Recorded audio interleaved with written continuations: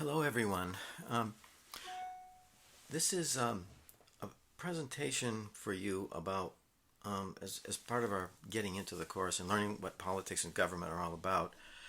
This is a presentation that's designed to show you why politics and government matter to people, at least to challenge you to think about that. I know many people are fond of saying that it doesn't affect them, politics don't affect them, doesn't matter. And I'd like, or they say that their vote doesn't matter. And I'd like to just address some of those concerns, controversy, so to speak. So, should you care about politics? And, some people will say, oh no, it doesn't affect me. And nothing I do will make any difference anyway. Voting doesn't matter. Talking about things with people, that's bad manners to talk about politics, and getting involved and acting and doing things takes too much time and energy, and it won't matter because the game is rigged. People like me can't make any difference. Now, many people believe that, and we know that because of opinion polling tells us that.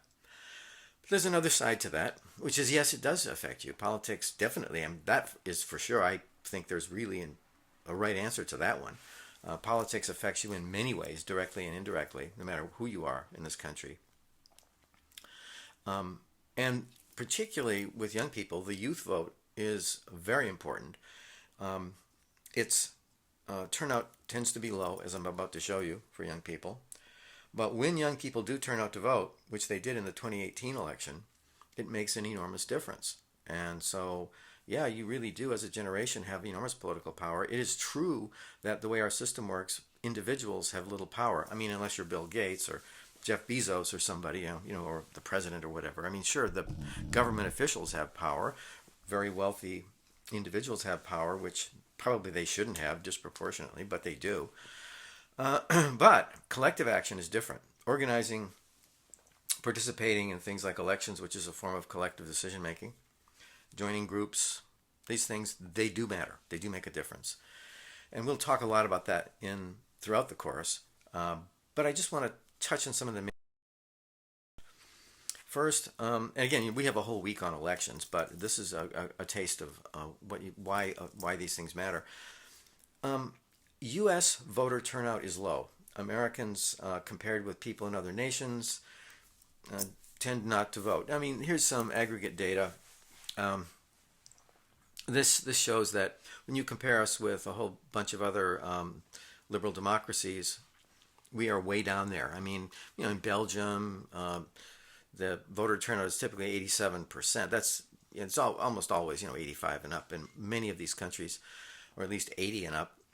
Sweden, Turkey, South Korea, Israel, and down the list. And there we are, 57%. We're usually around, it depends on the election, but 50 to 58%, something like that turnout. That is the share of the population that could vote if they wanted, not registered voters. A much higher percentage of registered voters vote. But this is just of the people who could vote, and that's quite low. What that means, because turnout is low, that if any group turns out in a larger numbers for some reason, an age group, a racial group, men versus women, whatever, any group, a region of the country, a sort of thing. It makes a difference because the turnout is overall so low that if one group jumps up and votes in a higher percentage, it makes a big difference. And that is the way age typically works. Now, what you see here on this chart is that you see elections going back to 1986. And this shows all elections. So this is not just the presidential years. Those are the high points. The high points, it's kind of an up and down zigzag line. Well, the high points are all presidential years, the years when there's a presidential candidate. Voter turnout is always higher in those years. And the lower points, as you go across the chart, all the lower points are what we call midterm elections. Like, so we have a presidential election, let's say in 2012, 2016, 2020, 2024, and in between, we're talking about 2018, that's a midterm election because it's between the presidential election of 2016 and 2020. It is in the middle of the president's term. We call those midterm elections. And voter turnout is even lower in those elections. And what you can see, those lines represent age. Blue is 18 to 29. Red is 30 to 44. Green is 45 to 49, and purple is 60 and over. And as you can see, voter turnout goes up with age. The older you are, the more likely you are to vote. And that makes a big difference because, you know, the people who are most likely to vote are the ones who are the oldest and arguably have the least stake in the election. You know, you're the ones who are going to have to live in this country, in the world that we're building.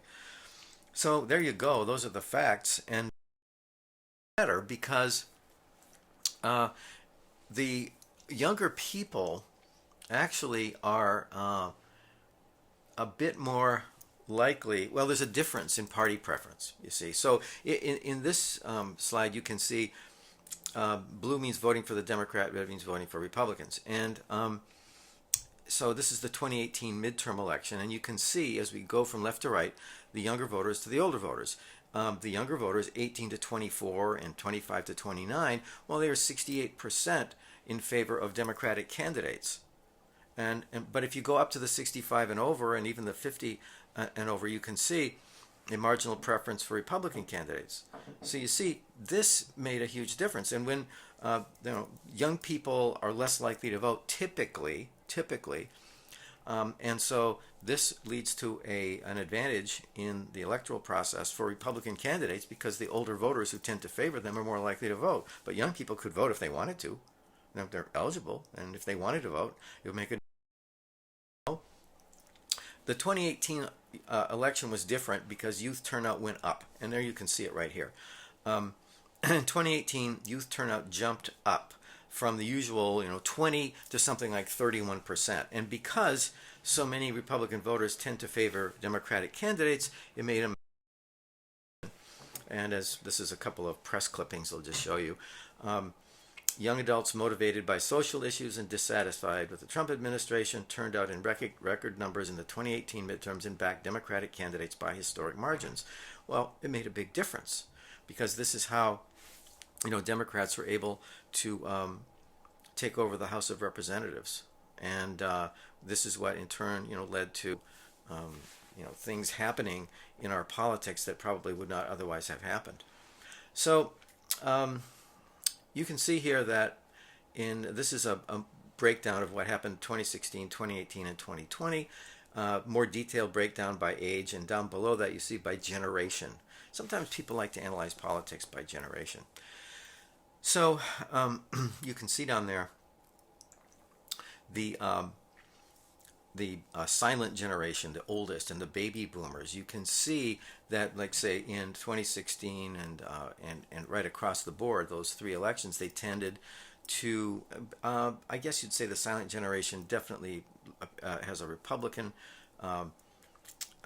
preference, and baby boomers are a little more closely divided. But when you go down to the millennials, you see again this heavy preference for Democratic candidates. And look at that 2018 election. You see this ideological thing that I talked about. A lot of them turned out, and they were motivated by voting essentially for Democratic candidates, apparently in their minds to oppose Trump, who they did not like, in larger numbers at least. So, does it matter if you vote? Well, absolutely, it's a huge difference. So. The next thing I'd like to go over with you is a simple model that I'm going to return to several times in the course, probably later this week, and a second PowerPoint for this week, and also in the future, which is a simple model for understanding how and why politics matters to people. I'm just trying to simplify this, and I originally got this concept from a couple of famous political scientists, Greenberg and Page, who used a variation of this in their textbook, and I've adapted it for myself. But it's useful to think of the political system and its relationship to the society as being like a pyramid. Just think of three levels. At the bottom is basically the structural level of the society itself. And then think above that, the political institutions, the next level up. And they can kind of translate the things going on in the lower level into demands on the government. And the government is the top level. And so out of the top level come policies, and the policies affect society. So that's the narrative. Now let me show. So down at the bottom, is the structural level of society. We have the economy, the social structure, the constitution, and very importantly, groups. I've kind of highlighted the word groups in the social structure because organized groups are extremely important in our politics of all sorts. And then the world in general. I mean, these are the givens. If something happens in Ukraine or Latin America, it potentially affects us. But this is part of the structure. It's part of the world. It's outside our political system. These are things that impact. And then in the middle, we have the political level itself. I mean, this is all the political institutions that we're going to talk about in this course: elections, parties, interest groups, the political media, public opinion as it changes, and social movements, which I'm going to spend some time on. And then at the top we have the government, the legislative, executive, bureaucracy, and judicial branch. So things happen down below in the society, and they impact the political system. They impact elections. Look at COVID. COVID is a thing that happened out in the world, and it has impacted our politics. Our parties have taken positions on what to do about it. It has affected elections. There are groups that have been organized. It is all through the media. And you could think of just about anything. If there's a war, a pandemic, issues about climate change, bad weather conditions, think of just about anything that can happen that affects the people in our society directly or indirectly, or other societies. It can potentially impact the political level. And what happens at that level is these institutions translate all the concerns that come from the society and elsewhere into demands on the and that means the legislative branch, Congress, House, Senate, the executive branch, the president, and the bureaucracy, the gigantic federal bureaucracy that we'll spend a whole week talking about, the courts, the judicial branch. So for example, with COVID, demands from society for protection against the virus led to a whole bunch of policies. Ultimately, went through the political system up to the government. President Biden enacted certain policies, and then those policies are then evaluated in the courts in terms of whether they're constitutional or not. So that's kind of the way this. Say public policy. We're going to focus on three types of policies mainly, and that's right at the end of the course: civil rights and liberties, economic and social policy, and foreign and military policy. And what happens is all those policies in turn affect the government itself. They come from the government, but they go back and affect the government. They affect all the political institutions of our society, and they affect the society itself. They affect all of us. And this is just, I think, a simple but useful way to understand the very complex relationships that we find among all these institutions, going from society through politics to government through public policy, and then back down, impacting the. So that's how government affects our lives, and but it is also important. The power to control politics is not equally distributed. So when I show you those arrows going up, I'm not saying that everybody's equal and everyone affects the political institutions and therefore the government in the same ways, because I don't. And on your next PowerPoint after this one's going to go into that in some detail. I'm just going to introduce the topic of power for a minute, because the fact is that most people don't know much about government, politics, policy, and they don't get involved. I mean, we talked about the voting. I mean, roughly half of us even bother to vote. So, I mean, if people don't know what's going on and they don't vote, how can you then make the argument that, quote, we the people, which everyone's always talking about, are actually controlling the government? And so there's a whole school of thought called elite theory, we'll talk more about, that emphasizes this: the inequality, the lack of participation, and the fact that, they argue, economic and social elites, people at the top, you can see how I've drawn that there, people at the top have a lot more power than the rest of us. They control wealth, and thereby, this is the argument, they will influence our politics and government officials. The top 10%, maybe the top 1%, maybe the top 1/10 of 1%. Theorists look at this different ways. But the argument is that they have a great deal of power to influence our politics, and the rest of us really have to participate in very large numbers to have any impact at all. That's the argument. There's a response to that. Other people, we call them pluralists, claim that there is no one elite.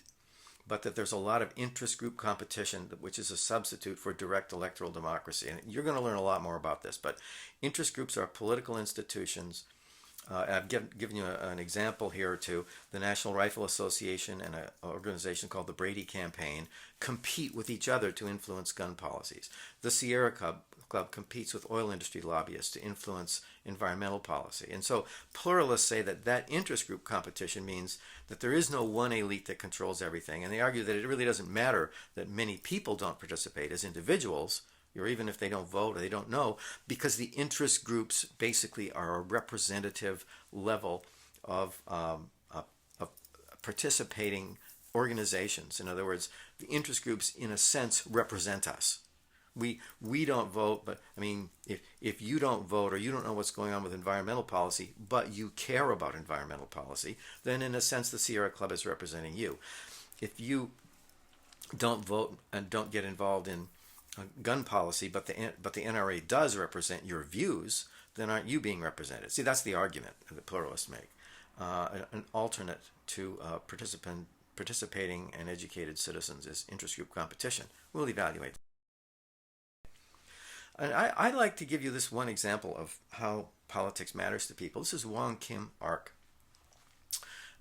He ultimately became the plaintiff in a very significant Supreme Court case called Hwang Kim Arc versus the United States in 1898.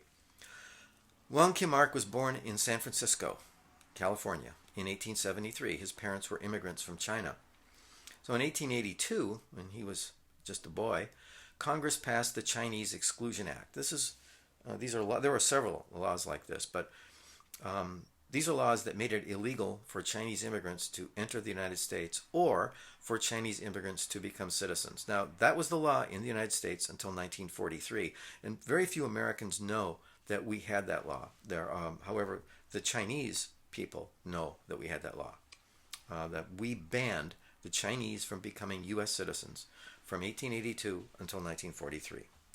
So what happened with Hwang Kim Arc was that in 1890, his parents returned to China. 4 years later, by now he's 21, he went from San Francisco to China to visit his parents. And he returned to San Francisco the next year. But when he got there, he was denied entry and locked up because, the immigration officials said, Chinese people could not become U.S. citizens. Now understand, he was born in the United States. He sued. His case went all the way to... and by the way, he did this. This is the documentation he had with him. He was very careful about this. He knew he might encounter problems coming back in, so he had absolute proof that he was born in the United States and was a U.S. citizen. And he showed it to them, and they... his case before the U.S. Supreme Court was based on the 14th Amendment to the U.S. Constitution, which became law in July 9th, 1868, after the Civil War, which establishes the principle of birthright citizenship. All persons born or naturalized in the United States and subject to the jurisdiction thereof are citizens of the United States and of the state wherein they reside. It's a very simple principle. It's called birthright citizenship. Where was he born? San Francisco. What is his citizenship? U.S. And this is in the Constitution. Now, the fact that Congress then passed a law to say that Chinese immigrants can't become citizens, what did that have to do with him? And the Supreme Court said, basically, it is conceded that if he's a citizen of the U.S., then the Chinese Exclusion Act doesn't apply to him. So the question is, it says, whether a child born in the U.S. of parents of Chinese descent becomes at the time of his birth a citizen of the U.S. by virtue of the first clause of the 14th Amendment of the Constitution. Of course they do. The court ruled, and this is, of course, an extremely conservative Supreme Court. This was a time when everyone on the court was very, very conservative. But the court ruled that the citizenship clause of the 14th Amendment was the law, and it says the phrase, by the way, there was a phrase in there, and subject to the jurisdiction thereof. That meant to exclude only those who were born to foreign rulers or diplomats, born on foreign ships, etc. So in other words, if you're born in the U.S., you are a U.S. citizen. And the phrase, and subject to the jurisdiction thereof, had a purpose, and the main purpose was if you are a diplomat, let's say you're the ambassador from France to the U.S., you are French, you are living in the U.S., your child is born in Washington, D.C., because you are here in, in the French embassy in Washington, D.C., and your child is born in this country. Does that child become an American? See, that could cause problems for foreign diplomats, right? I mean, they don't want their children, they don't want to come to the U.S. and be the, they're French. They want their children to be French. And so nations have worked out arrangements by which, their children don't lose their citizenship. And by virtue of being born, in the embassy or in the city where the embassy is. So the point is, the Supreme Court said a long time ago that if you are born in the U.S., you are an American citizen. And it doesn't make any difference where your parents are from, whether they're Chinese or from Mexico or Argentina or Nigeria or anywhere. If you're born here, you're an American citizen. But our previous president doesn't like that. He didn't like that. And President Trump wanted to use executive orders to end birthright citizenship. And this is a cause that many other members of the Republican Party have taken up. They do not like the notion of birthright citizenship, but it can't be done this way. I mean, you would have to actually amend the Constitution again. That is, at least, I think that is what most constitutional lawyers believe, that you would have to actually amend the Constitution to change this. But I use this as an example. I mean, people are thinking about it, trying it. There are proposals that have been made to end that. And so I just put this to you. Do you think politics matters to you? Does it matter to your family? Does it matter to your friends? Now, I gave you the example of Hwang Kim Arc. I tried to show you, with my little pyramid model, how things that happen in the government come back to affect us. And of course, we'll have a lot more to say about all of that as the semester goes through. But I got a couple of more examples, just briefly for you. A few more slides and we'll be done. Let's talk about the state of Illinois. We had an election in Illinois, November 2014. We elected a governor who was very opposed to the way the Illinois state government operated. He got into a conflict with the state legislature, and the state government was shut down. For 2 years, we had no budget. And those of us who work in public education, were subjected to huge budget cuts. Some of the campuses of the University of Illinois and the state universities, etc., will probably never recover from the impact of those cuts. A number of private social welfare agencies went out of business and will never come back. They simply could not survive the 2 years without appropriations from the state. And they were private agencies, but they were being paid to do things for the state government, and all that money dried up and a lot of them just disappeared. I'm talking about agencies that dealt with homeless people, children, shelters for battered and abused women, and many other organizations. They just disappeared. There were programs that were designed to stop violent crime in the city of Chicago. Some really good programs. They dried up and disappeared. Now, crime rates went up, violent crime rates went up. Is it because, in part, some of those programs are gone? I don't know, but it could be. It's certainly possible. Some people believe that to be true. My point is, does this matter? Yeah. Numbers here. You can take a look at it, at what happened to enrollments in all the state universities. Now, UIC did quite well. We didn't really suffer from all these cutbacks, but you can see in the numbers there that that Chicago State suffered pretty good serious enrollment drops. Eastern Illinois did, and so forth. So Governor State, there were a number of these institutions in Northeast Illinois, etc., that had enrollment drops, and they had enrollment drops because of the massive budget cuts that took place. And so people, parents and students did not think they were going to be viable institutions, and there has been concern that some of them might end up shutting down. Thank goodness that did not happen. It's not happened yet, but it's a concern. So I say this to point out the election of 2014 matters for young people. And then last slide. How about the election of 2016? A lot of people said either they didn't vote in the election of 2016 or they said well, I don't like either of these candidates. I don't like Hillary Clinton, don't like Donald Trump. I'm going to vote for Jill Stein or whoever, or just stay home or vote for Mickey Mouse or whatever. I don't know. So what happened? Well, immediately, January 2019, well, I guess not immediately, but I mean, in short order, the U.S. government was actually shut down. Again, just like I mentioned, the state government was essentially shut down. The U.S. government was shut down. The U.S. withdrew from the Iran nuclear deal, which is very consequential. The Paris Climate Accords, I put TTP, I should say TPP, the Trans-Pacific Partnership, and the North American Free Trade Agreement. All this was undermined. The NATO, which is European and U.S. Mutual Defense Alliance, was undermined. So were our relations with a lot of our allies. There were massive tax cuts for the rich enacted as a result of that election, and leading to really huge budget deficits, which, we're a big country and we can certainly handle these, but we don't want, $1 trillion per year budget deficits that add $1 trillion every year to the national debt. We really don't want that.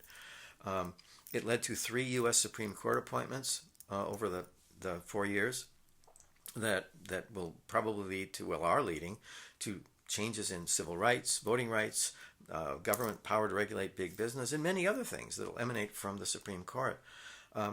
Our constitutional system of checks and balances is in serious trouble, and this is not a personal opinion. Virtually every political scientist and political journalist who has studied this would agree with that statement.